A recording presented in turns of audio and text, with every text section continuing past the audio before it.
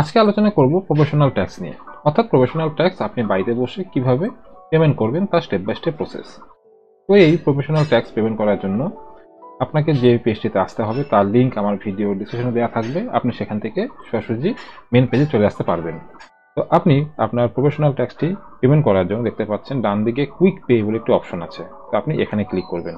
এখানে ক্লিক করার পর একটু লোডিং নেবে। কুইক পে অপশনের মধ্যে আপনি যদি দেখেন এখানে দুটি অপশন আছে, একটি হলো এনরোলমেন্ট আর একটি আছে হলো রেজিস্ট্রেশন।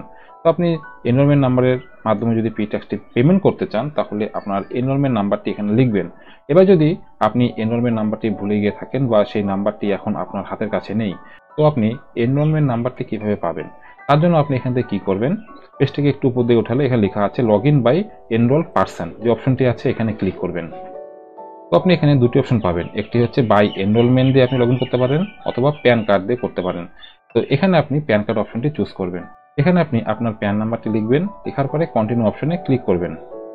কন্টিনিউ অপশনে ক্লিক করা মাত্রই কিন্তু দেখতে পারবেন লেখা থাকবে এখানে আপনার এনরোলমেন্ট নাম্বারটি। এখানে কিন্তু বলে দেওয়া আছে যে from your record your enrolment number is, এখানে কিন্তু আপনার এনরোলমেন্ট নাম্বারটি শো করবে। তারপর আছে কি এখানে ক্যাপচা, এই ক্যাপচাটি এই ঘরে লিখে কন্টিনিউ অপশনে ক্লিক করলে কিন্তু আপনি লগ ইন হয়ে যাবেন। লগ ইন হওয়ার আগে আপনার প্রফেশনাল ট্যাক্সে দেওয়া মোবাইল নাম্বারটিতে একটি ওটিপি যাবে, সেই ওটিপিটি এই ঘরে ফিল করবেন। তারপর এখান থেকে কন্টিনিউ অপশনে ক্লিক করবেন। আপনি যখনই লগ ইন করবেন, লগ ইন করার পর দেখতে পারবেন বাঁদিকে আপনার এনরোলমেন্ট নাম্বার এবং আপনার তথ্য, অর্থাৎ আপনার নাম, মোবাইল নাম্বার, ইমেল অ্যাড্রেস এবং কি আপনার যে সংস্থার নাম সেই নামটি কিন্তু এখানে শো করবে। এখানে আরেকটি অপশন আছে, যদি আপনি ভালোভাবে দেখেন পেমেন্ট হিস্ট্রি, আপনি লাস্ট যত বছর অবধি প্রফেশনাল ট্যাক্স পেমেন্ট করেছেন তার প্রত্যেকটি তথ্য কিন্তু আপনি এখানে পেয়ে যাবেন এবং কি আপনি যদি চান এখান থেকে চালান কপি প্রিন্ট আউটও করতে পারবেন। তো এখন আমরা এখান থেকে কারেন্ট ইয়ার অর্থাৎ 24-25 সনের যে প্রফেশনাল ট্যাক্সটি পেন্ডিং আছে সেটিকে পেমেন্ট করব। পেমেন্ট করার জন্য ছোট্ট একটু প্রসেস, সেটি আপনাকে করতে হবে।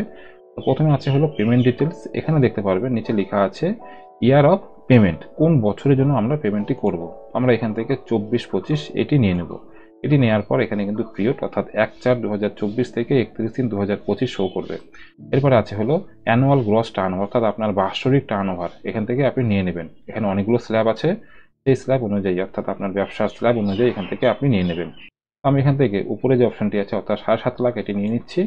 এটি নেওয়া হলেই কিন্তু দেখতে পারবেন নিচে আপনার যে অ্যামাউন্ট, অর্থাৎ আপনাকে যে অ্যামাউন্টটি পেমেন্ট করতে হবে সেই অ্যামাউন্টটি এখানে শো করবে এবং এর সাথে কিন্তু একটি ইন্টারেস্ট, অর্থাৎ দেখতে পাচ্ছেন ক্যালকুলেট ইন্টারেস্ট অ্যামাউন্ট 24 টাকা, অর্থাৎ আপনাকে কিন্তু 324 টাকা পেমেন্ট করতে হবে।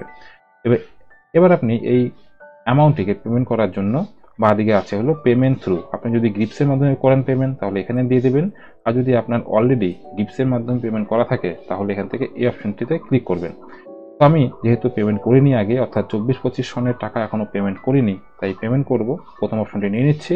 এবার এখান থেকে পে নাও অপশনে ক্লিক করতে হবে। পে নাও অপশনে ক্লিক করা মাত্রই কিন্তু এসবিআই ইপের পেজে চলে আসবো। এখানে অনেকগুলি অপশন আছে, অর্থাৎ পেমেন্ট ডিটেলস আপনি অনেকভাবে করতে পারবেন। ডেবিট কার্ড, এসবিআই এর যে credit card, net banking, UPI, wallet, NEFT এবং কি ব্রাঞ্চে গিয়েও পেমেন্ট করতে পারেন। তো আমি এখানে ইউপিআই এর মাধ্যমে পেমেন্টটি করব। তারপরে এখানে দুটি অপশন আছে, একটি আছে এন্টার ইউপিআই আইডি আর একটি আছে ইউপিআই কিউআর। আমি এখানে কিউআর কোডের মাধ্যমে পেমেন্টটি করব। বর্তমানে ইউপিআই অথবা ইউপিআই কিউআর এর মাধ্যমে পেমেন্টটি হচ্ছে না, এখানে লেখা চলে এসেছে bank PG is facing technical issue. তো তার জন্য কিন্তু আমরা এখান থেকে নেট ব্যাংকিং অথবা ডেবিট কার্ডের মাধ্যমে আমরা এখন এই পেমেন্টটি করব। তো ডেবিট কার্ডের মাধ্যমে পেমেন্ট করার জন্য আপনার ডেবিট কার্ডের তথ্যটি এখানে ফিল করবেন, অর্থাৎ কার্ড নাম্বারটি ফিল করবেন। এখানে কার্ড হোল্ডার নাম লিখবেন, আপনার কার্ডের এক্সপায়ারি ডেট এবং মান্থ বা ইয়ার এখানে লিখে দেবেন।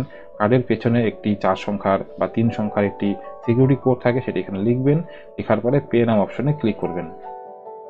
আমি এখানে ইন্ডাসইন্ড ব্যাংকের থেকে পেমেন্টটি করব।